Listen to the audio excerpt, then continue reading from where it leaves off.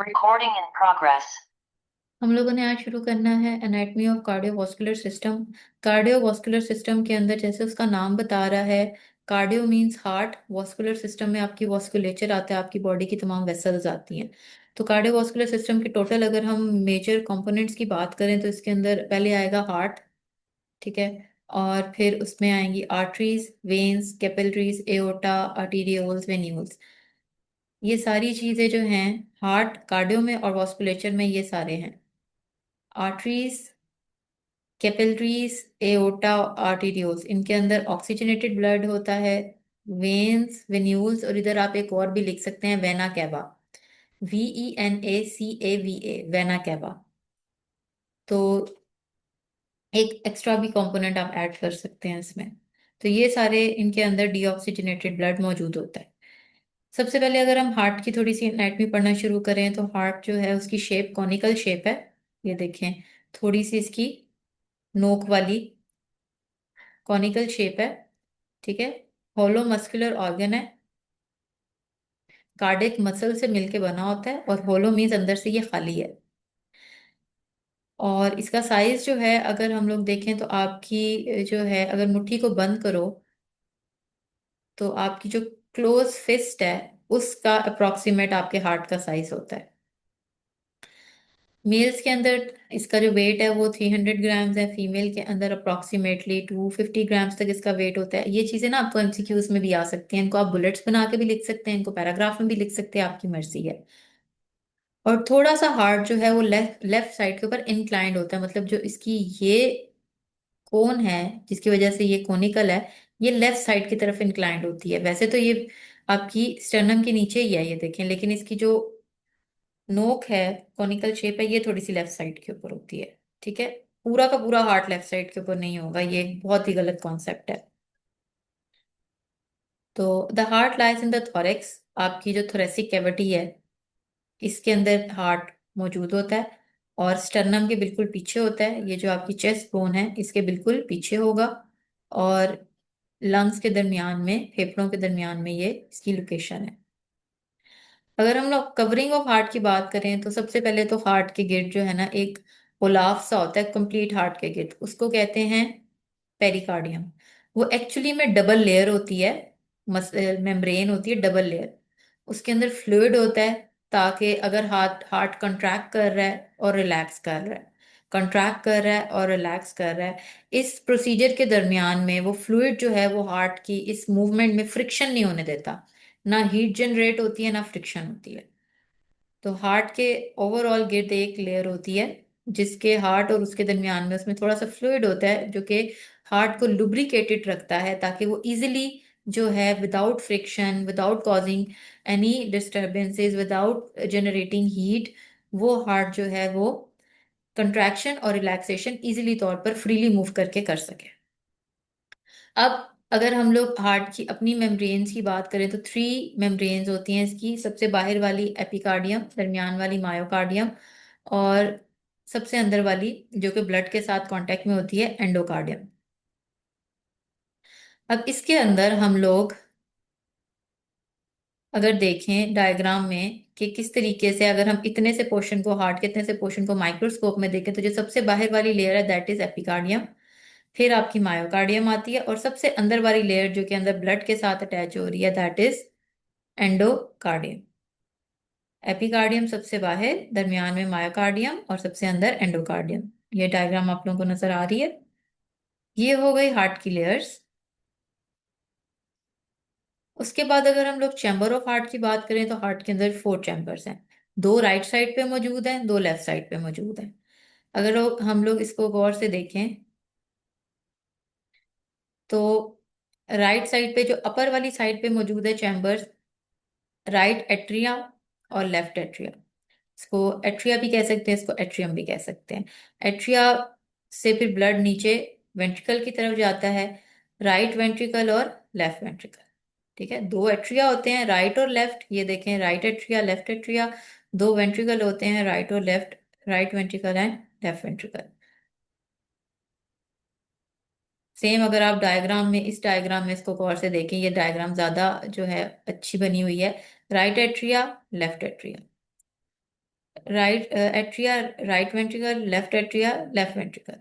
ये बात समझ आई है। अब एट्रिया के अंदर से ब्लड गुजर के वेंट्रिकल में जाता है। तो एट्रिया जहाँ पे खत्म हो रहा है और वेंट्रिकल जहाँ से शुरू हो रहा है, वहां पे ये दरवाजे की तरह के वॉल्व मौजूद हैं। क्या मौजूद है? वॉल्व। इनको एट्रियो वेंट्रिकुलर वॉल्व भी कहते हैं। जहाँ एट्रिया और वेंट्रिकल के दरमियान में जो वॉल्व है, इनको एट्रियो वेंट्रिकुलर वॉल्व भी कहते हैं। और ये एक्चुअली में ट्राइकस्पिड वॉल्व होते हैं। मतलब इनके तीन जो है ना परतें होती हैं, ट्राइकस्पिड वॉल्व्स। तो अगर हम लोग देखें, कह रहे हैं कि ट्राई राइट साइड पे ट्राइकस्पिड वॉल्व होगा और लेफ्ट साइड के ऊपर बायकस्पिड वॉल्व होगा। राइट साइड के ऊपर जो एट्रिया और वेंट्रिकुलर के दरमियान में वॉल्व है वो ट्राइकस्पिड है। इसकी समझाने के लिए बता रही हूं मैं आपको कि ऐसे समझें कि ट्राइकस्पिड मीन्स के तीन दरवाजे और बायकस्पिड मीन्स दो दरवाजे। तो लेफ्ट साइड के ऊपर जो है वो बायकस्पिड है और राइट साइड के ऊपर ट्राइकस्पिड है। बाइकस्पिड जो होता है उसको मिट्रल वॉल्व भी कहा जाता है। तो ये हो गया एवी वॉल्व, एट्रियो वेंट्रिकुलर वॉल्व। अब जब वेंट्रिकल से ब्लड निकल के पूरी बॉडी में जाता है, अब ये देखिए यहाँ से वेंट्रिकल से रेड कलर का, ये पिंक कलर का इन्होंने डीऑक्सीजनेटेड दिखाया हुआ है और ये ब्लू कलर का इन्होंने ऑक्सीजनेटेड दिखाया हुआ है। ऑक्सीजनेटेड ब्लड पूरी बॉडी में फैलता है और पूरी बॉडी को जो है ऑक्सीजन फ्राहम करता है। डीऑक्सीजनेटेड ब्लड डायरेक्ट जो है वो लंग्स की तरफ जाता है फॉर ऑक्सीजनेशन।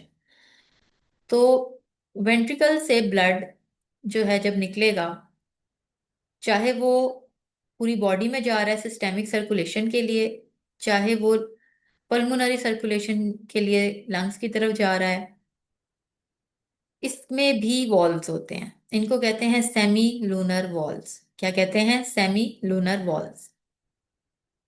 राइट साइड के ऊपर राइट साइड के ऊपर आपका जो है वो डीऑक्सीजनेटेड ब्लड होता है। ठीक है। और लेफ्ट साइड के ऊपर आपका ऑक्सीजनेटेड ब्लड होता है। तो राइट साइड के ऊपर जो आपका डीऑक्सीजनेटेड ब्लड है, डीऑक्सीजनेटेड ब्लड लंग्स की तरफ जाता है, मतलब आपके पल्मोनरी सर्कुलेशन है। तो राइट साइड के ऊपर फॉर पल्मोनरी सर्कुलेशन जो वॉल्व मौजूद होता है उसका नाम दिया गया है पल्मोनिक वॉल्व। क्योंकि ये हार्ट जो है, हार्ट से ब्लड डीऑक्सीजनेटेड ब्लड को ऑक्सीजनेशन के लिए लेके जा रहा है लंग्स में। लंग्स को जो है पल्मोनरी के नाम से भी मखसूस किया जाता है। तो इस वजह से इसको पल्मोनिक वॉल्व भी कहते हैं। लेफ्ट साइड में ऑक्सीजनेटेड ब्लड है। ऑक्सीजनेटेड ब्लड जो है वो सिस्टेमिक सर्कुलेशन से पूरी बॉडी में फैलता है। तो लेफ्ट साइड के ऊपर से सिस्टेमिक सर्कुलेशन से जो पूरी बॉडी में ब्लड जा रहा है वो लेके जाती है एओटा। एओटा जो है हमारी बॉडी की सबसे बड़ी आर्टरी कह लें। तो इस वजह से इसको लेफ्ट साइड के अंदर से खून जाएगा एओटा में, तो इसकी ओपनिंग और क्लोजिंग को कहेंगे एओर्टिक वॉल। क्या कहेंगे? Aortic wall. इसको अगर हम देखें, they are four walls of heart, atrioventricular walls और सेमिलोनर वॉल्स। मैंने अभी आपको बताया एट्रियोवेंट्रिकुलर वॉल या एवी वॉल जो है एट्रियो और वेंट्रिकल के दरमियान होती हैं, और सेमिलोनर जो है वो वेंट्रिकल और आगे उसके मजीद जहां से ब्लड आगे जाना है उसके दरमियान में होती हैं। एट्रियोवेंट्रिकुलर वॉल में ट्राइकस्पिड वॉल जो है वो राइट साइड पे होंगे और बाइकस्पिड वॉल जो है वो हार्ट की लेफ्ट साइड पे होंगे। सेमिलोनर वॉल जो है वो भी दो तरह के हैं, जो कि वेंट्रिकल से आगे ब्लड को बॉडी में या हार्ट में लेके जाते हैं, सॉरी, पूरी बॉडी के अंदर सर्कुलेट करते हैं थ्रू सिस्टेमिक सर्कुलेशन, और लंग्स के अंदर लेके जाते हैं through pulmonary circulation. Pulmonary circulation के केस में जो है ये होगा पल्मोनिक वॉल्व, और सिस्टेमिक सर्कुलेशन के केस के अंदर ये होगा एओर्टिक वॉल्व। अब ये आपकी हार्ट की कंप्लीट हो गई। डिवीजन लगा लें, एनाटमी लगा लें, सब कुछ। ये आप अगर ड्रॉ करना भी सीख लें तो क्या ही बात है, नंबर आपके अच्छे आ जाएंगे। नेक्स्ट हमारे पास जो है चीज आती है वास्कुलेचर। वास्कुलेचर में सबसे पहले हम लोग वो वेसल्स का पढ़ेंगे जो कि आपका ऑक्सीजनेटेड ब्लड कैरी कर रही हैं। वेसल्स के डिफरेंट नेम उनके डायामीटर के ऊपर हैं। एओर्टा का सबसे बड़ा डायामीटर है, सबसे ज्यादा इसकी जो है डायामीटर सबसे बड़ी है, सबसे लार्जेस्ट आर्टरी है बॉडी की। इसको अंडरलाइन भी कर ले, इंपॉर्टेंट एमसीक्यू है।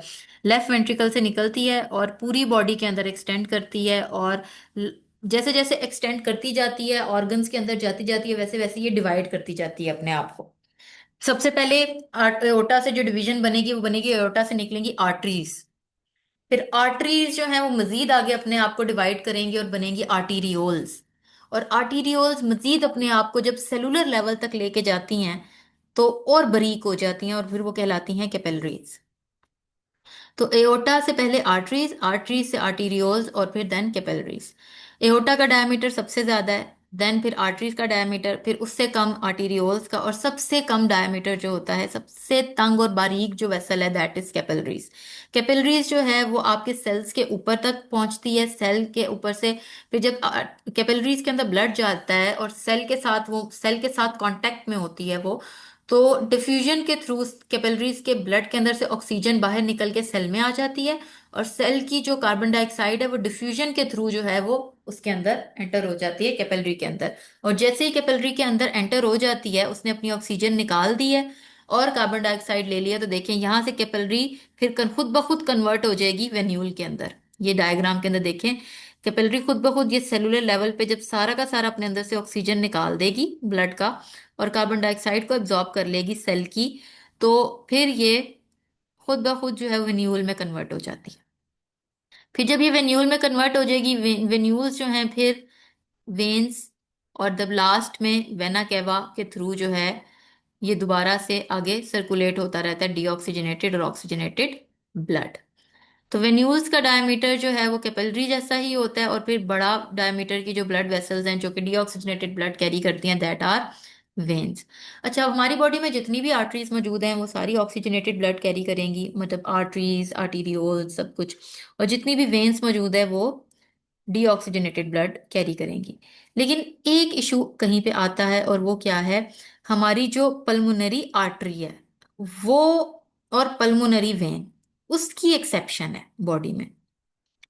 पल्मोनरी आर्टरी के अंदर ऑक्सीजनेटेड नहीं बल्कि डीऑक्सीजनेटेड ब्लड होता है, और पल्मोनरी वेन के अंदर डीऑक्सीजनेटेड नहीं बल्कि ऑक्सीजनेटेड ब्लड होता है। तो ये बस बॉडी की एक एक्सेप्शन है। वैसे तमाम आर्टरीज के अंदर ऑक्सीजनेटेड ब्लड है, लेकिन पल्मोनरी आर्टरी के अंदर डीऑक्सीजनेटेड है, सिर्फ एक एक्सेप्शन है। और वैसे तमाम वेन्स के अंदर डीऑक्सीजनेटेड ब्लड है, लेकिन पल्मोनरी वेन के अंदर ऑक्सीजनेटेड ब्लड है। ये आपका सारा वॉस्कुलेचर हो गया, इसको भी एक दफा रीड कर लीजिएगा।